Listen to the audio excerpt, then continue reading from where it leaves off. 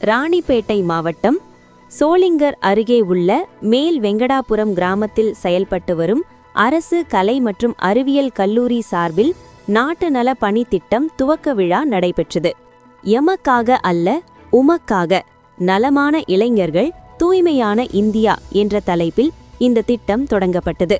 கல்லூரி முதல்வர் சுஜாதா தலைமையில் நடைபெற்ற இவ்விழாவில் நாட்டு நல பணித்திட்ட அலுவலர் முனைவர் சேகர் வரவேற்புரை வழங்கினார்.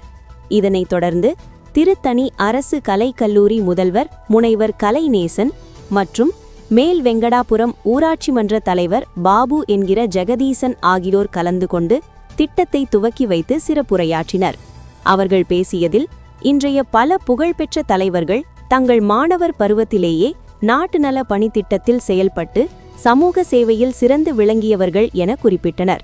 மேலும் மாணவர்கள் தன்னலமின்றி பொதுநலத்திற்காக செயல்பட்டு சமூக பொறுப்புடன் வளர வேண்டும் என்றும், இந்த நாட்டு நல பணித்திட்டம் அவர்களின் வாழ்க்கையில் பிரதிபலிக்கும் கண்ணாடியாக அமைய வேண்டும் என்றும் அறிவுறுத்தினர். இந்த திட்டம் வரும் 30ஆம் தேதி வரை நடைபெறவுள்ளது.